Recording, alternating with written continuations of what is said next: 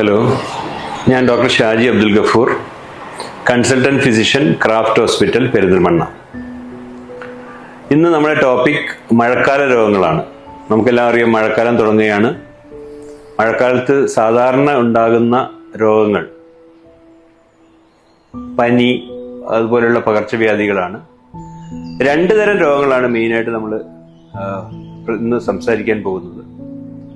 ഒന്ന് ഈ ജലജന്യ രോഗങ്ങൾ, ജലത്തിലൂടെ പകരുന്ന രോഗങ്ങൾ. രണ്ടാമത് കൊതുകുജന്യ രോഗങ്ങൾ. നമുക്കറിയാം, മഴക്കാലത്ത് വെള്ളം കെട്ടി നിന്ന് കൊതുകുകൾ ഉൽപ്പാദിപ്പിച്ച് ഈ കൊതുകുകൾ പരത്തുന്ന രോഗങ്ങളും, മലിനജലം കെട്ടി നിന്ന് മലിനജലത്തിലൂടെ അങ്ങോട്ടും ഇങ്ങോട്ടും കിട്ടുന്ന രോഗങ്ങളും, അതിനെക്കുറിച്ചാണ് നമ്മളിന്ന് ഡിസ്കസ് ചെയ്യുന്നത്. അപ്പം ജലജന്യ രോഗങ്ങളിൽ രണ്ട് രോഗങ്ങളെ കുറിച്ച് പറയാം. ഒന്ന് ഹെപ്പറ്റൈറ്റിസ് എ. ഇപ്പൊ നമ്മൾ കൂടുതലായിട്ട് കേൾക്കുന്ന ന്യൂസും അതിനെ പറ്റിയാണ്. Hepatitis A. രണ്ട് ലെപ്റ്റോസ്പൈറോസിസ് അഥവാ എലിപ്പനി. അതാണ് നമ്മൾ ജലജന്യ രോഗങ്ങളിൽ എന്ന് പറയാൻ ഉദ്ദേശിക്കുന്നത്.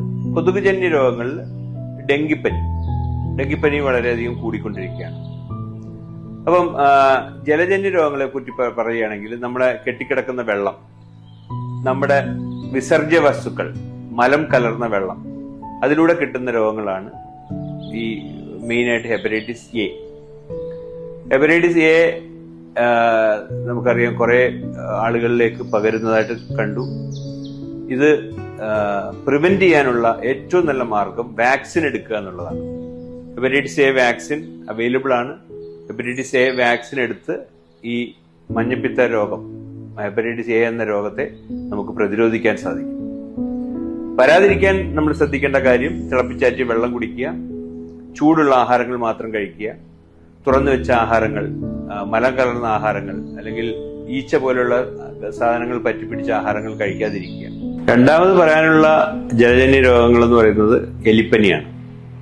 അതായത് കെട്ടിക്കിടക്കുന്ന വെള്ളത്തിലൂടെ നടക്കുമ്പോൾ കാലിലും മറ്റും മുറിവുണ്ടാകുമ്പോൾ ആ മുറിവിലൂടെ എലിപ്പനിയുടെ അണുക്കൾ, ബാക്ടീരിയ രക്തത്തിൽ പ്രവേശിക്കുകയും എലിപ്പനി ഉണ്ടാക്കുകയും ചെയ്യും.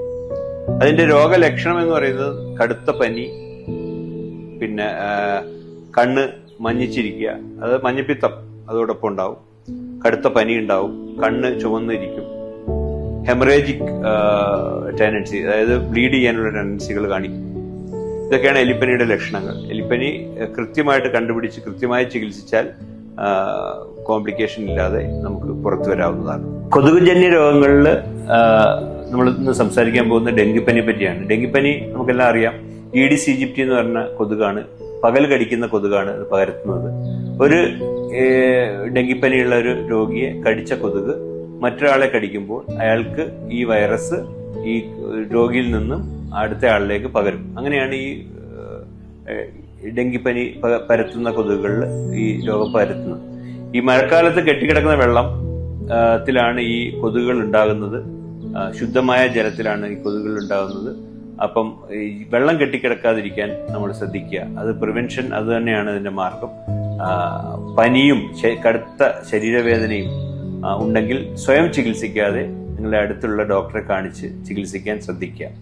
അപ്പം ഈ മൂന്ന് രോഗങ്ങളെ കുറിച്ചാണ് നമ്മളിപ്പോൾ സംസാരിച്ചത്. അപ്പം വാക്സിൻ എടുക്കേണ്ട രോഗങ്ങളായിട്ടുള്ള ഈ ഹെപ്പറ്റൈറ്റിസ് എയും എലിപ്പനിയും വാക്സിൻ എടുത്ത് പ്രിവെന്റ് ചെയ്യാവുന്നതാണ്. ഡെങ്കിപ്പനി കൃത്യസമയത്ത് കൃത്യമായിട്ട് ട്രീറ്റ്മെന്റ് എടുത്ത് അത് ചികിത്സിച്ചില്ലെങ്കിൽ കോംപ്ലിക്കേഷനിലേക്ക് പോകാം. ഒരു 20-25% ഡെങ്കിപ്പനി നമ്മൾ വന്നതായിട്ട് പോലും അറിയില്ല. അത് പനി വരും, ശരീരവേദന വരും, താനെ സെൽഫ് ലിമിറ്റിംഗ് ആയിട്ടുള്ള ഒരു വൈറൽ ഡിസീസാണ്. അത് മാറിപ്പോകാം, പാരസെറ്റമോൾ മാത്രം മതിയാകും. പക്ഷേ ഇതിന്റെ കോംപ്ലിക്കേഷൻസ് ഉണ്ടായാൽ പ്ലേറ്റ്ലെറ്റ് കൗണ്ട് കുറയുകയും ബ്ലീഡിങ് ഉണ്ടാവുകയും മറ്റും ചെയ്തിട്ട് കോംപ്ലിക്കേഷൻസിലേക്ക് പോവുകയും മരണത്തിന് വരെ കലാശിക്കാൻ പറ്റുന്ന രോഗമാണ്. അപ്പം എല്ലാവരും ഈ മഴക്കാലത്ത് ശുദ്ധജലം മാത്രം കുടിക്കുക.